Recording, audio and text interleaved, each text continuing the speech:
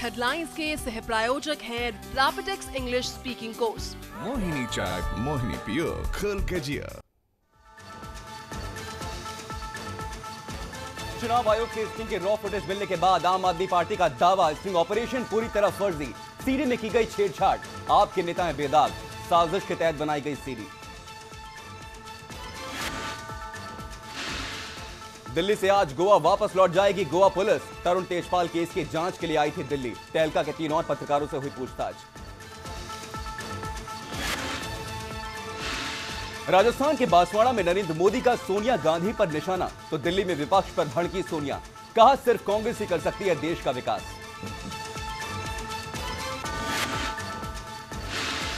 बेंगलुरु में बड़ा रेल हादसा होने से टला। पटरी से उतरी दिल्ली से बेंगलुरु जा रही राजधानी एक्सप्रेस।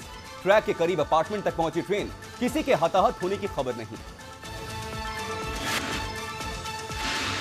और विशाखापट्टनम में वनडे में टीम इंडिया ने वेस्टइंडीज को 289 रन का दिया लक्ष्य। विराट कोहली ने बनाए 99 रन, धोनी ने खेली 51 रन की ताबड़तोड़ पारी। वेस्टइंडीज के 5 विकेट ढेर।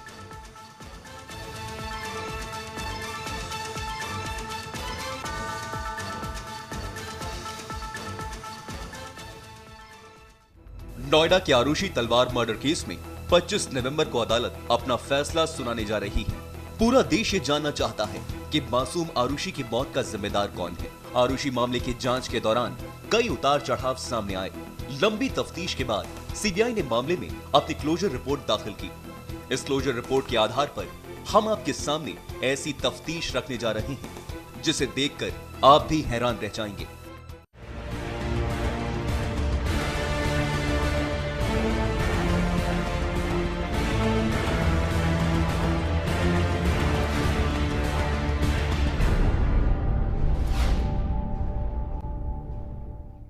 देश की सबसे बड़ी मर्डर मिस्ट्री पर सोमवार को फैसला आएगा।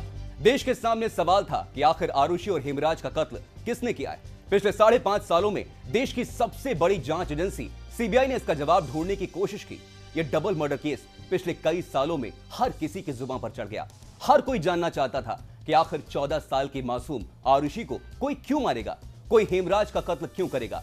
लेकिन अब सभी सवालों के जवाब मिल जाएंगे। सबसे पहले देखिए कि आखिर आरुषि और हेमराज के साथ उस रात हुआ क्या था। उस आखिरी रात की पूरी कहानी हमारी इस रिपोर्ट में देखिए।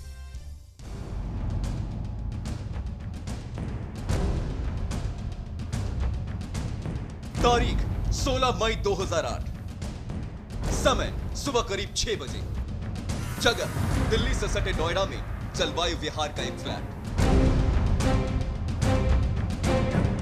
फ्लैट के चारों तरफ तमाशबीनों की भीड़ इकट्ठा होने की वजह फ्लैट में 14 साल की एक लड़की की लाश है। लड़की का नाम आरुषि तलवार।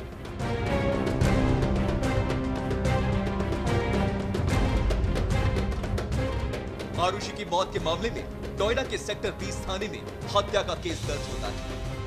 आरुषि के पिता डॉक्टर राजेश तलवार आरुषि की हत्या के लिए घर से फरार नौकर हेमराज को दोषी ठहराते हैं। आनंद फानन में पोस्टमार्टम के बाद आरुषि की लाश राजेश और नुपुर तलवार को सौंप दी जाती है। शुरुआती दौर में राजेश तलवार और नुपुर तलवार पुलिस को एक कहानी सुनाते हैं।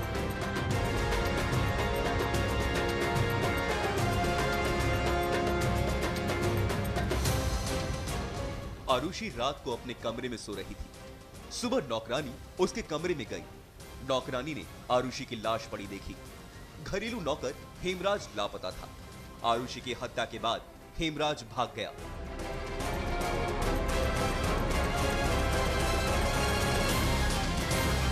राजेश और नुपुर तलवार ने जो कहानी सुनाई उसमें लूप होल तब आ गया जब राजेश तलवार आरुषि की अस्थियां गंगा में प्रवाहित करके लौटे भी नहीं और नौकर हेमराज की लाश उसी घर में छत पर मिल गई। नोएडा के जलवायु विहार के L32 के इसी मकान में मिली थी 14 साल के आरुषि की लाश और इसकी हत्या का आरोप लगा था इसके ही नौकर हेमराज पर। लेकिन पूरा देश उस वक्त और सन्न रह गया जब महज 24 घंटे के अंदर ही हेमराज की भी लाश इसी मकान के टॉप फ्लोर से मिली। शुरुआत में इस हत्याकांड की जांच की जिम्मेदारी नोएडा पुलिस पर थी, लेकिन कुछ ही दिन बाद इसके जांच की जिम्मेदारी सीबीआई को सौंप दी गई। 17 मई 2008 फ्लैट की छत से हेमराज की लाश बरामद कराने वाला कोई आम आदमी नहीं, बल्कि उत्तर प्रदेश पुलिस के रिटायर्ड डिप्टी एसपी के गौतम थे। यानी अगर के गौतम घटना स्थल पर न पहुंचते तो शायद हेमराज की लाश भी गायब कर दी गई होती। दो चीजें हो सकती हैं इसमें। एक तो यह है कि इनको अभियुक्त, इनको जो है दोषी करार दिया जाए और दोषी करार को सजा हो। दूसरा यह है कि शक की बिना पे, क्योंकि शक के वजह से आपको जिससे मालूम है लीगल ज्यूरिस्प्रूडेंस का मामला कि 100 लोग छोड़े जा सकते हैं, एक किसी निर्दोष को कोई सजा नहीं मिलनी चाहिए। तो शक की वजह से इनको छोड़ा भी जा सकता है। भले ही एविडेंस आया है और 100% एविडेंस कोर्ट के सामने आया है कि नहीं आया, कोर्ट ने कितना रिलाई किया है जो एविडेंस आए हैं, इसलिए दोनों संभावनाएं हैं।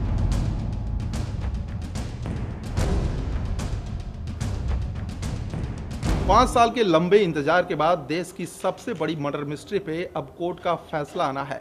सीबीआई ने इस पूरे मामले में तलवार दंपति को मुख्य आरोपी बनाया है। देखना यह है कि कोर्ट सीबीआई की इस दलील पर मुहर लगाती है या नहीं।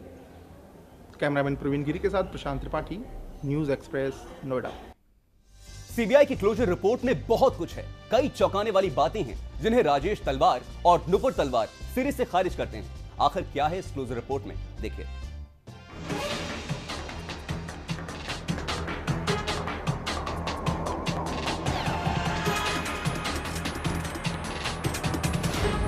सीबीआई की क्लोजर रिपोर्ट में क्या है?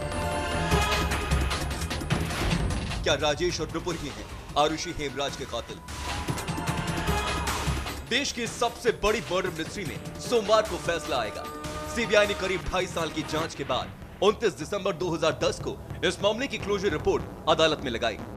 मामले को बंद करने संबंधी अपनी रिपोर्ट में सीबीआई ने आरुषि के डॉक्टर माता पिता के तीनों नौकरों कृष्णा, राजकुमार और विजय मंडल को बेदाग करार दिया, जबकि तलवार दंपति पर उंगली उठाई।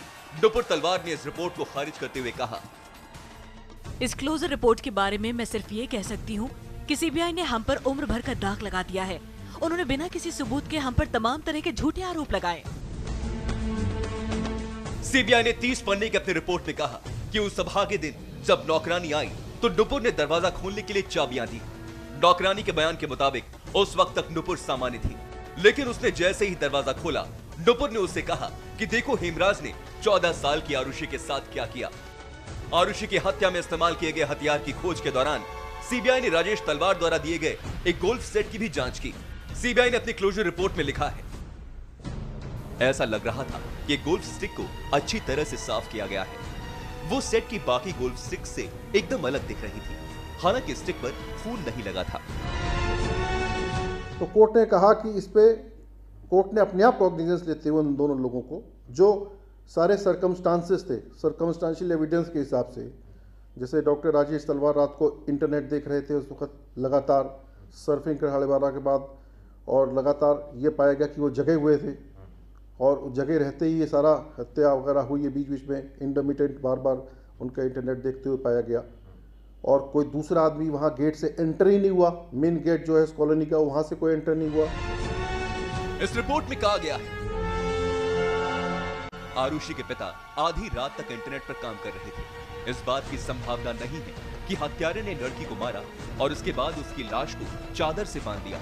तलवार ने उत्तर प्रदेश की पुलिस को अपराध स्थल की जांच के लिए पर्याप्त समय देने के बजाय उनसे हेमराज के पीछे जाने को कहा। इस केस में कुछ ऐसा हुआ कि जिस समय एनालिसिस शुरू हुए थे या मटेरियल इकट्ठा किया जा रहा था, उसमें कुछ कमजोरियां थी, क्योंकि मटेरियल पूरी तरह से इकट्ठा नहीं हुआ, और वो ना होने के कारण ये गलतियां जो है होती गई। और फॉरेंसिक टीम के जो लोग थे, अब उन्हें जहां से जो इन्फॉर्मेशन मिलती है उसके अकॉर्डिंगली वो उसका अपना जवाब बना देते हैं। उन्हें पूरा मटेरियल जो मिला उन्होंने उसके हिसाब से जवाब दे दिया। रिपोर्ट में यह भी दावा किया गया है कि राजेश तलवार पहली नजर में हेमराज के शव को पहचान भी नहीं सके। देश की सबसे बड़ी मर्डर मिस्ट्री को हल करने के लिए सीबीआई ने कई बार वैज्ञानिक तरीके भी अपनाए। लाई डिटेक्टर टेस्ट से लेकर नार्को टेस्ट तक किया गया। दिल की धड़कनों से लेकर नब्ज तक टटोली गई ताकि सच सामने आ सके।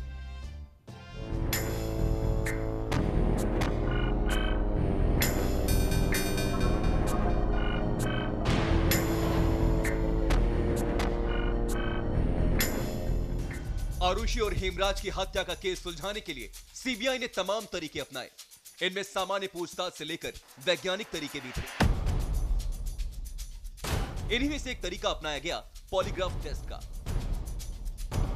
नुपुर तलवार को लाई डिटेक्टर यानी झूठ पकड़ने वाली मशीन के सामने बिठाया गया और सवालों का सिलसिला शुरू हुआ।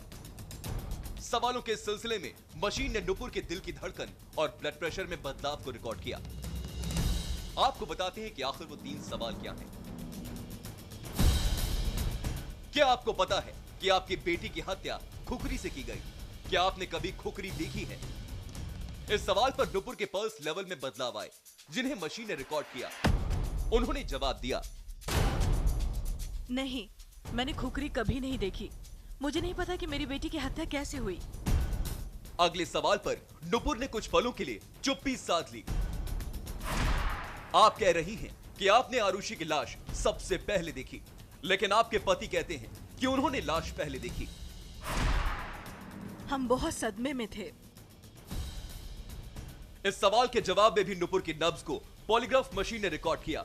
अगले सवाल के जवाब में भी उनके दिल की धड़कन बढ़ी हुई पाई गई। जब आपने देखा कि आरुषि की हत्या की गई है, तो पुलिस को बुलाने की पहले किसने सोची, आप या आपके पति ने? मुझे ठीक से याद नहीं है। हम कुछ पलों के लिए स्तब्ध थे और समझ नहीं पा रहे थे कि आखिर क्या करें। ऐसे ही कई सवाल नुपुर से फॉरेंसिक साइंस एक्सपर्ट्स ने किए थे। एक सवाल यह भी किया गया कि उन्हें आरुषि की हत्या के बारे में पता कब चला। इस पर नुपुर से ज्यादा कुछ कहते हुए नहीं बना। शायद वो तय नहीं कर पा रही थी कि नौकरानी के आने के बाद उन्हें हत्या का पता चला या आरुषि की मौत के बारे में उन्हें पहले ही पता चल चुका था। तो आरुषि की उस आखिरी रात को लेकर सबसे बड़ी तफ्तीश लगातार जारी है। यहां रुकेंगे एक छोटे से ब्रेक के लिए, जल्द वापस लौटते हैं। ब्रेक के बाद देखें सबसे बड़ी मर्डर मिस्ट्री में कब क्या हुआ।